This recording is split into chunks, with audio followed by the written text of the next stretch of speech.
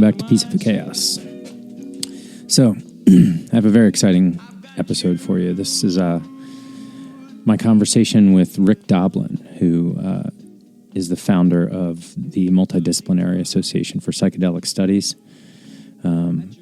He's an incredible person. He's been a mentor and friend to me for over a decade, I realized, getting ready to have this conversation. And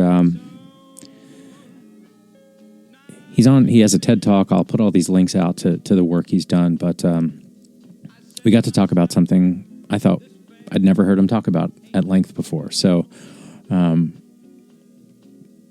this is a really unique conversation with an incredible pioneer, person who is really helping shift the world conversation around psychedelics. I can't say single-handedly because there's a large organization behind him, obviously, but I think without his efforts, it would never have come to fruition in the form that it has. And so, I'm just honored to know this person, have conversations with them, and I think you'll find this really, really interesting conversation with Rick Doblin. So, enjoy. I love the sticker you've got on your microphone. Oh, yeah. Yeah, it's always been there. Always been there. Every podcast. Oh, great. So what's new? That's great. Oh, God, all sorts of stuff. I just came back from South by Southwest, and that was exciting. How'd it go? Really good. Lots of different talks, and people are really interested. And, we had some meetings with potential donors to contribute more to MAPS in different ways, or to the Israeli Group Therapy Project. Sue Sisley was there, and Matt Zorn and others. I'm out and about and meeting all sorts of people, and it went well. Did you catch any good music while you were there? Not one single music, no. Ugh. I didn't have any time for music. It was only meetings and meetings and meetings. But the good part is that I'll be back there in less than a month for April 8th for the eclipse. And we're having, MAPS lecture series, and a bunch of MAPS people are going to camp out together. So it'll be nice, exciting, because April 8th, 2024 is our 38th anniversary. It's incredible. And the universe has decided to celebrate with a full total solar eclipse. Hey, sometimes things just line up, huh? Yeah.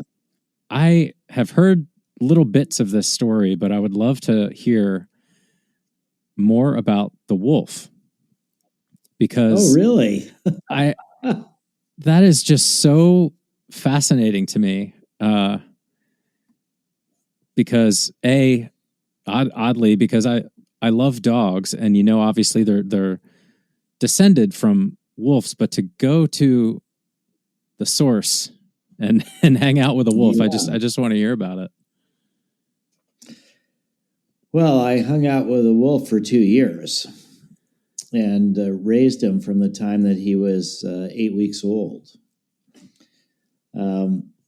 And would it help if I sent you some pictures? Could you illustrate stuff with some pictures of Phaedrus and I?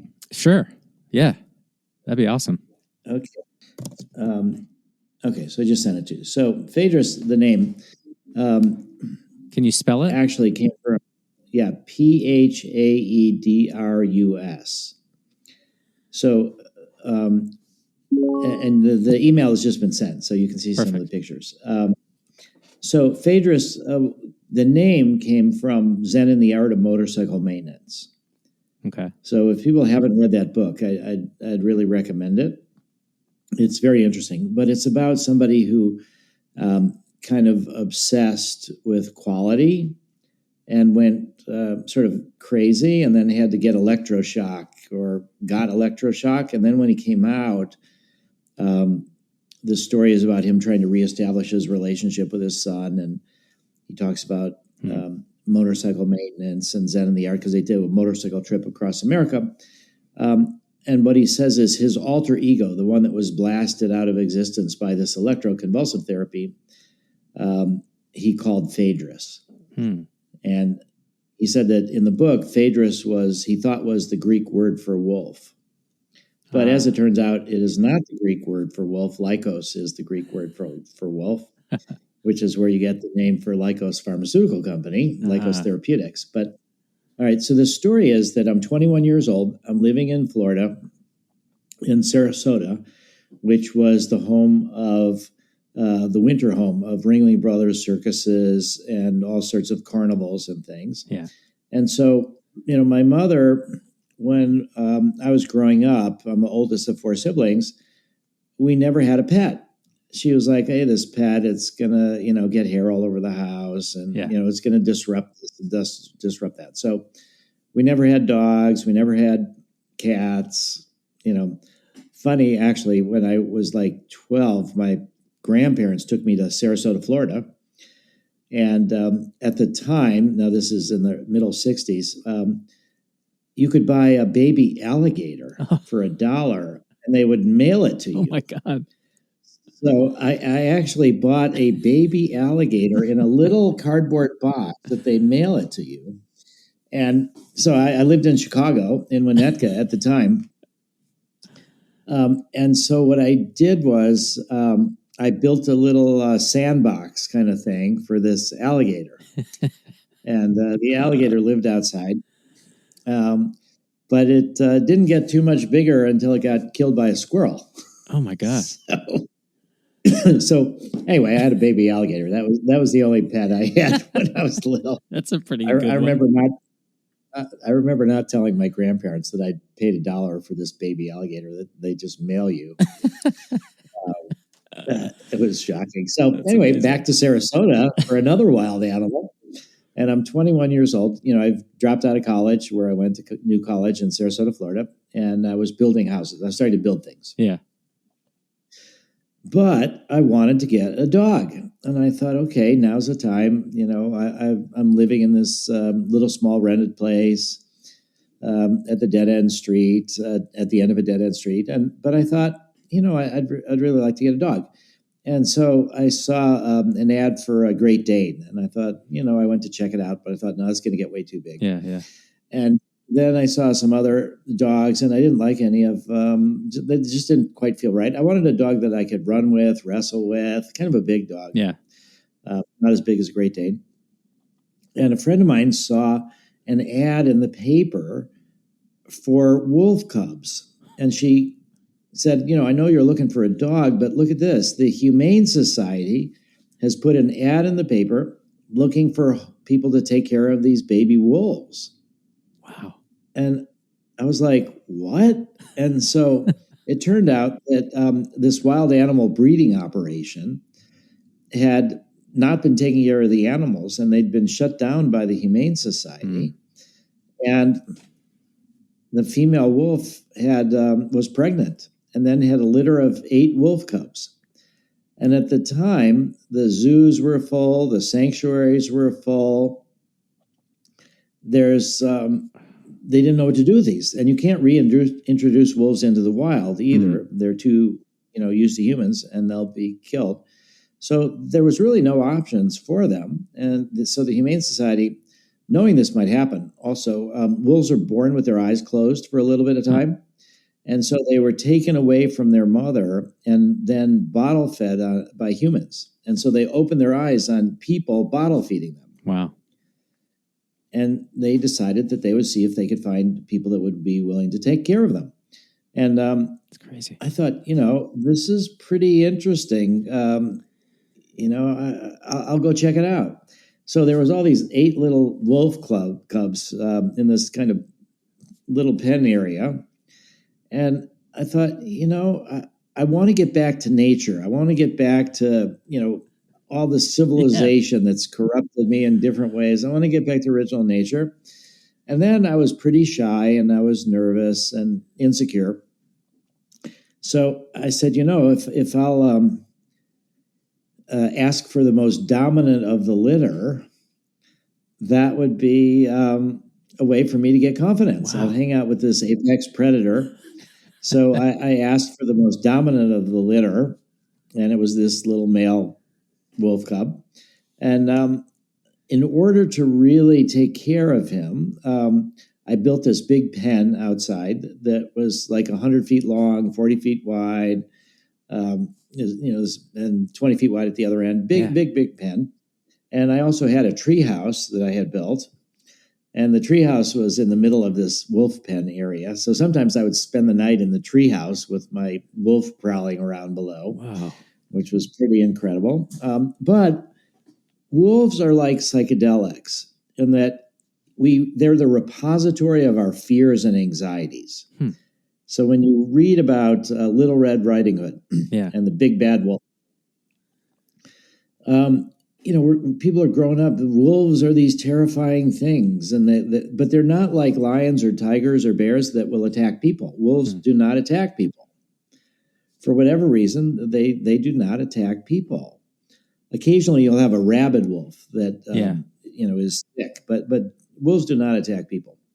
They go after prey. Yeah, they go. So the other big thing, and I saw this just a few days ago, is that one of the big differences between wolves and humans is that when there's the power struggle, when the younger wolf is ready to challenge the older wolf for dominance to run the pack, that they almost always have these ritualized fights. And if the younger wolf deposes the older wolf, they don't kill the older wolf. The older wolf will either become a lone wolf or it finds a new place in the pack. Huh. Whereas humans are always murdering the old leaders. Interesting. Not always, but often, So Wow. now, all right. So I thought, all right, I'm going to learn confidence, and I'm going to learn about nature, and so I agreed that I would take this wolf, and I just was reading Zen and the Art of Motorcycle Maintenance. Phaedrus is a character in the Plato dialogues. Okay. And it's in particular a dialogue about love. And, Phaedrus is a person from the countryside, sort of learning about what we call the taming power of love. And I was incredibly fortunate. I was building a house at this time as I turned 21 with some money that I had inherited. And I was building this house to see what the money really represented. And I had purchased land at the edge of town. And there was classic edge of town. There was a railroad track. And beyond the railroad track, I was like right by the railroad track, was nothing, was hundreds and hundreds of acres of undeveloped land. And I was out in the county, so there's no building codes. So I could build, no, it wasn't like, there were building codes, but there weren't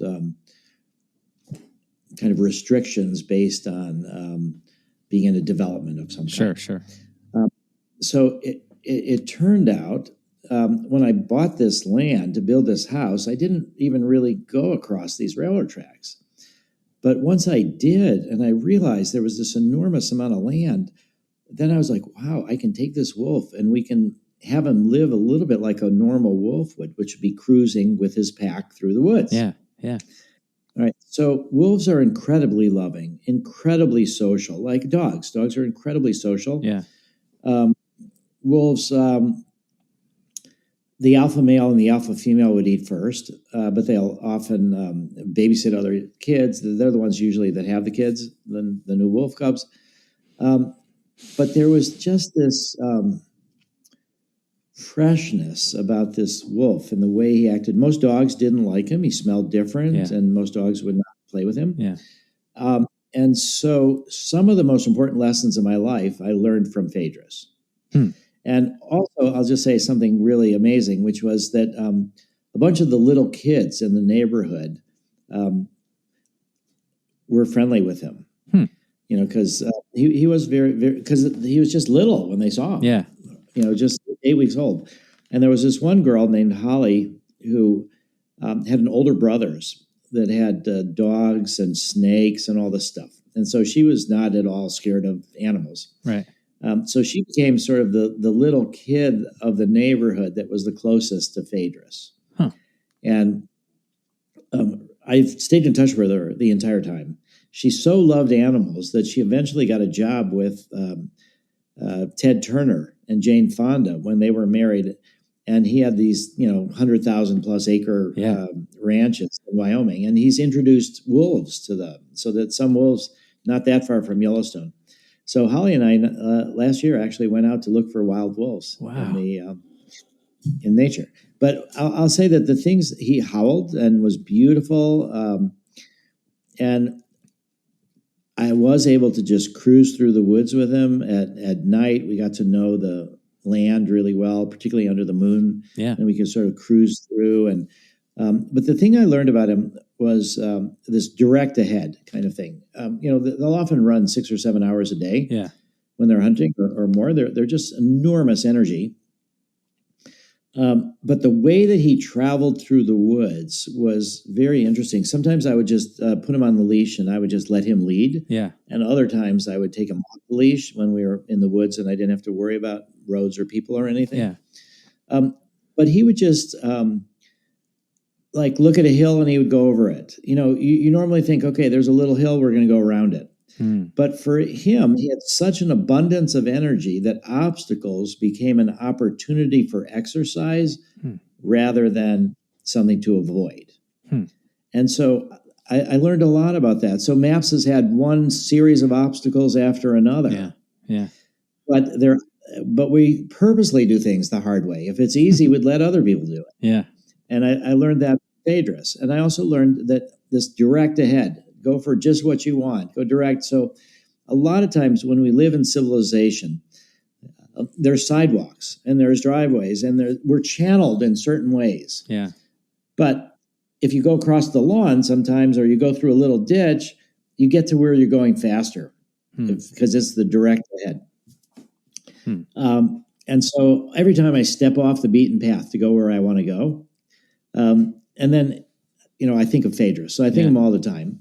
But here's another story, this was about 4 months. He was about 4 months old. I had a large stash of LSD. And at the time, I was scared of the police, and I was scared of being busted. Yeah.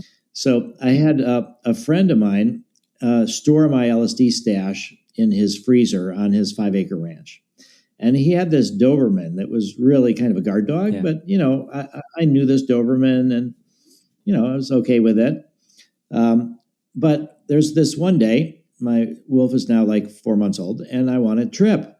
And so I've got to go over to my friend's house to get some LSD. So I go over there, and my friend's not there. Danny Erb was his name. And his Doberman is sitting in front of the freezer in the barn, sort of not moving. Yeah. And I get there, and I'm like, this dog, is a watchdog, and it is a Doberman, and, I'm not super friendly with it. And it wouldn't move. Yeah. It would not move to get me to my LSD stash. So I thought, all right, what I'll do is I'll take my wolf out of the truck. Now, this Doberman was multiple times bigger than the Phaedrus was. Yeah. But I thought I'll just see what happens, because a lot of dogs don't like him. So I bring Phaedrus into the barn, let him off the leash. And he's just wandering around the barn. And then he notices this Doberman. And he goes right up to this Doberman and just sniffs at him. He steps on top of him. He wants to play. And this Doberman is just so perplexed by this creature that isn't respecting his space or anything like that. Yeah. The Doberman, just confused, just gets up and walks away. And I can go get my LSD. It was this confidence, this kind of, I did learn a fair amount of this confidence from him. Yeah. He loved to play. We used to wrestle. So one of the things that we would do is, for extended periods of time, often in the dark, the goal was that he would leap up at me and try to push me over. And my goal would be to try, as he's leaping, to try to get his far back paw and then flip him on his back as he's in the air. So he lands on his back. Yeah. And then he would cruise off into another, run around a little bit, come after me from a different direction. We do this at dark in the night too. Yeah. But he never ever hurt me. Yeah. And so we used to have all these things. There's a bunch of stories that I can tell, but I'll tell one last one, which was, and this is a story both about my father and about Phaedrus. So after 2 years, there was one time that we were running through the woods at night. And I sort of rounded a corner or a curved area there's forests and open land and all this kind of stuff. And I felt like somebody had punched me in the stomach, and I almost tripped. And it was just what I had seen was a bulldozer that had bulldozed a straight line. And what it meant was this land was about to be developed. And this is where I kind of felt like, he could live sort of like a wolf would live, running and cruising back. Yeah. So once the wolf, so then it did turn out that a spot opened up at a wolf sanctuary that had a female wolf that wanted to mate. The only condition was that he had to get a vasectomy because they didn't want any more wolves in captivity. So I said, sure. So we get him a vasectomy, and I take him up to give him away.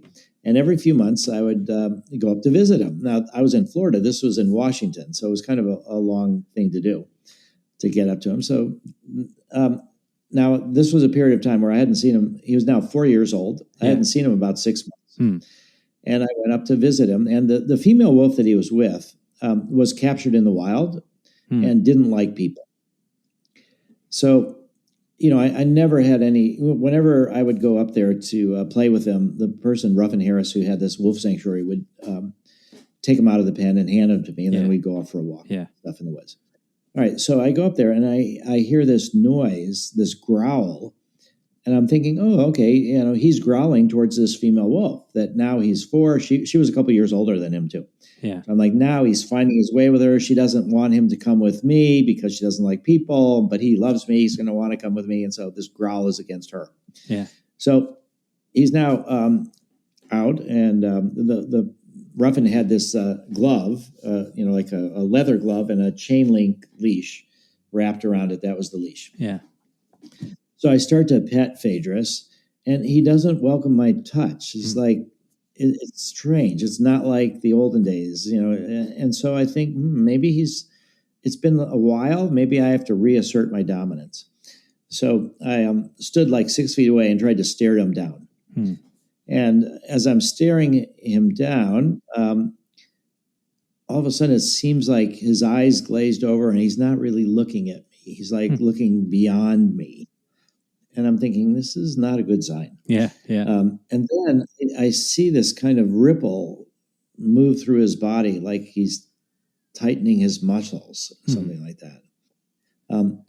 And as I'm noticing this, all of a sudden he leaps at me as fast as he could. Yeah. And he does it so, now he's 4 years old. He's a bigger wolf. He does it so fast and so strong. He pulls the chain leash off of the guy's hand and he's heading towards me.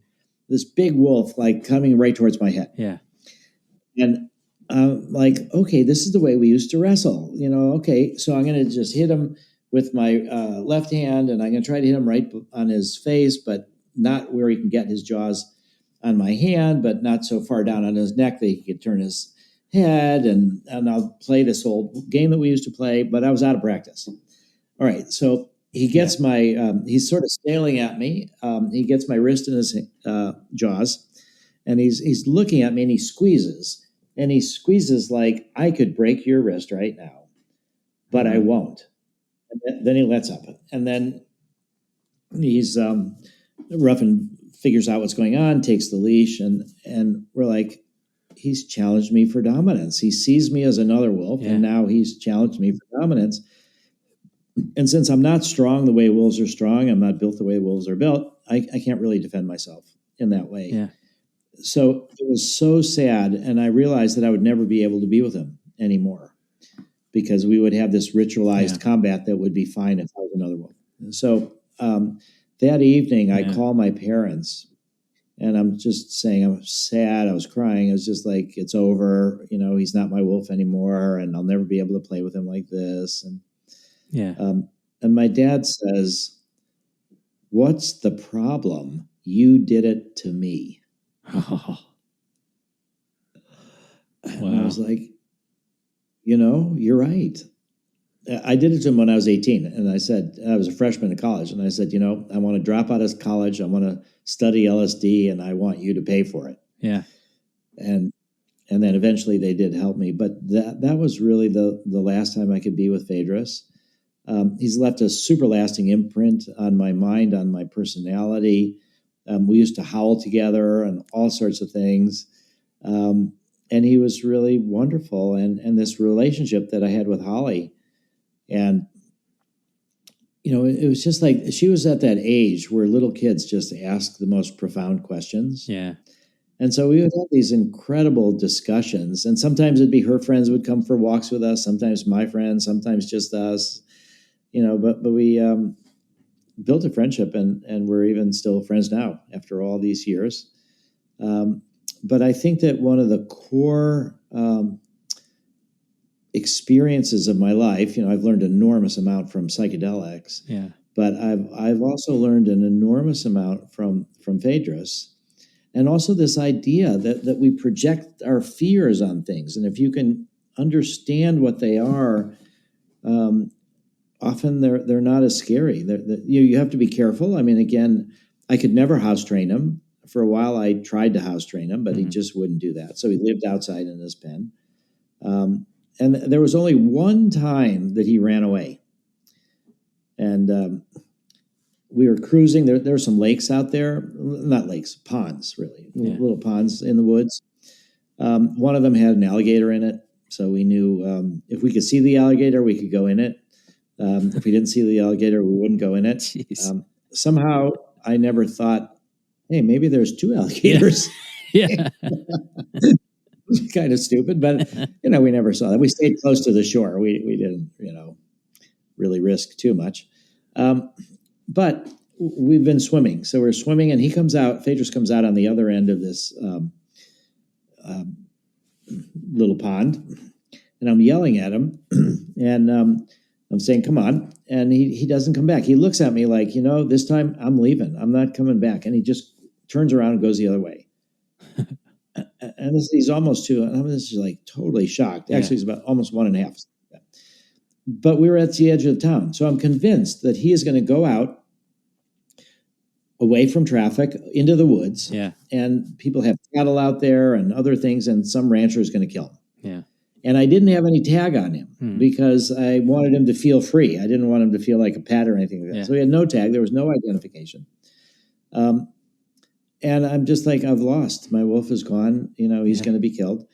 And then in the morning, I get a call from somebody who says, I think I have your wolf in my front yard, and he's playing with my female German Shepherd. Jeez. Now, it turns out that my wolf went 9 miles into town and through town. Jeez. He went all the traffic. He didn't go out. Now, about a month before this, I'm like, I said to this guy, how do you know he's my wolf? How do you even know anything about that? Yeah. He said, well, about a month before, I had there's people that travel around the country with wolves to go to schools and to show them that we need to protect the wolves. They're a key part of the ecosystem. They're not as a Little Red Riding Hood as we think about them. Yeah. And so I had arranged for these people to bring their 2 wolves to New College.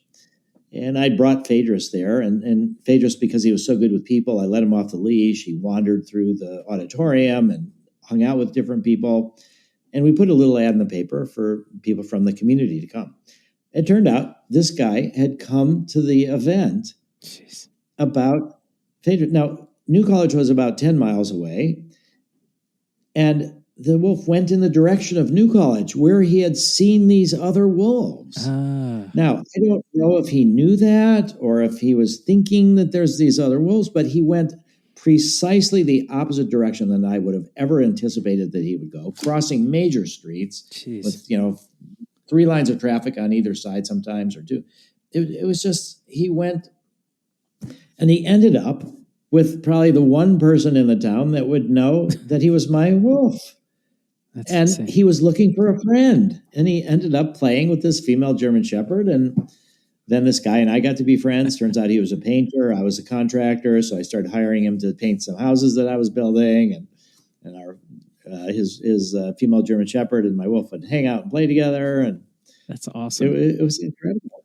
Yeah. So that's part of the wolf stories. Thank you for asking, Matt. Oh, man.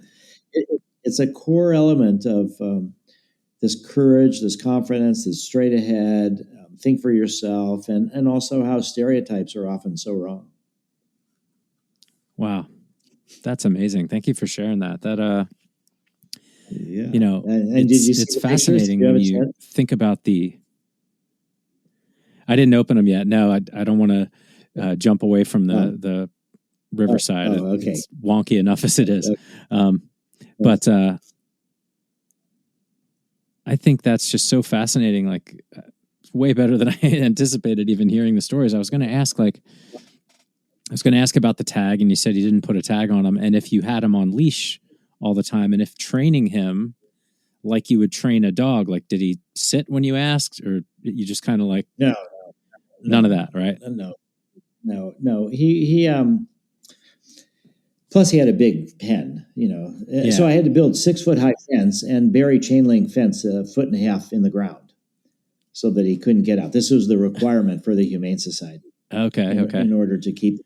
Oh, here's another story that's really good. Just now that the woods are getting developed, and I finally hear about this wolf sanctuary that needs a female wolf. And just a few weeks before I was getting ready to give him away, I heard that one of his sisters was living just like 1.5 miles from where I lived. Oh, wow. And I was just like, or several miles, really close to where I lived. And I was like, God, this whole time, I didn't know where the rest of the wolf cubs were, and he was not with other wolves.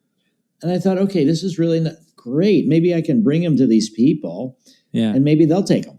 He can stay around, and he can hang out with this other wolf. Yeah. Well, it turned out that they had a female wolf. They lived in, they didn't have land like I was talking about across the street. Right. It was a regular suburban house. And they had managed to house train this female wolf. Wow. All right. And so the first time that they're there together, she started to howl, and they started howling together. She had never howled before. Whoa. Never. And so these people said, we're living in a neighborhood. We just can't have this with wolves howling in our backyard. So we cannot take your wolf. You are going to have to give him away. But it was interesting because she was more submissive. She was more able to be house trained. Phaedrus, there was no way to house train him. Right. And so, because he was the dominant one. He was the dominant one, and the alpha male and the alpha female eat first. Right. And so I fed him chicken necks and backs, but I would always lick them first before I gave it to him. Just as a subtle way to say, I've been here first. I'm the dominant one. Whoa. And he was just noble. Yeah, I guess noble is a good word for him. But this was really to see how differences were. It was so interesting that this other wolf had never howled before. That's so crazy. Yeah. Yeah, and it's plaintive, it's mysterious, it's sentimental. The neighbors where I lived kind of liked it. Yeah. Because they also grew up with him, and they realized he's not really a threat or friendly. It was kind of, melodic. We're out here listening to a wolf howl. Yeah. Man, that's incredible. So that was like 21 to 23, or how old were you when that all went down? Yeah. 21 to 23. And how long did they live? So was he, or did you stay in touch with the sanctuary that he ended up? Yeah, they live in the wild. They live about 8 or 9 years, something like that. He lived around 12 years because again they have a lot less risk when they're in captivity, and they're fed more normally and stuff. But I did keep in touch, even though we'd reached that point where he challenged me for dominance, and I couldn't actually take him out for a walk anymore. But it was also something that this lesson from my dad about you did it to me. It really changed everything for me. I'm proud that he's his own wolf. I'm proud he challenged me for dominance. That I didn't squash him. That he wasn't like this female wolf that house trained and broken in that civilization way. That he was his own creature, and and it's helped me to try to become my own creature, so that I'm not broken by civilization. Yeah. And that's what's helped influence me to, devote my life to psychedelics and try to expand civilization in that way. I think that's a good place to wrap. I know your time is precious. I just wanted to thank you for Thanks. chatting about the wolf. Well, thank you. It's incredible. Yeah, I'm glad you started this out, and you'll see from the pictures how cool he was. But I also just want to thank you for the work trying to really help hold public benefit as a model as we bring it into Lycos and really make it operational and not just words. And so I think that's the next 6 months will be our work to try to do that. Yeah, it's amazing. You know, I looked back and I found my original email to you in 2013 to help and bring this together. It's been a long journey, so it's amazing that it feels like a huge accomplishment and so many synchronicities coming together to make it work. So pretty awesome. Yeah, so much. Well, and it's so nice that you have a perspective now over a decade long. Yeah. And you've seen enormous change. Yeah. Well, hopefully everything, as it seems to, will work out the way it's supposed to. And, well, you're a huge part of that. I don't share that to you. I think loads of things turn out the way they're not supposed to, but, but still, that's what you deal with. And then, you can look back and say, hey, we tried our best and that's what it was. But, the supposed to is just in our dreams. And that is our work to try to realize our dreams. If we will it, it is no dream. And we've got our work cut out for us in the next 6 months, man, to try to set the tone for the next several decades of this pharmaceutical company. Yeah. I should add one last thing, which is that we are also trying to legalize, that in addition to MAPS doing the humanitarian work all over, we are trying to do drug policy reform in the U.S. so that we really want MDMA and other psychedelics to be legally available to people outside of medicine, outside of religion, self-healing, preventative medicine, personal spiritual exploration, all of that. So that's another aspect of what we're trying to do is both medicalize and legalize. So that's a big part of our challenge as well. Yeah. Definitely have our work cut out for us. Yes. Thank you, Matt, for helping steer this in the right direction. Yes, I've got you under my skin. I've tried so not to give in. I said to myself, this affair ain't never gonna go too well. But why should I try to resist when, baby, I know too well that I've got you under my skin. I'd sacrifice anything come what might for the sake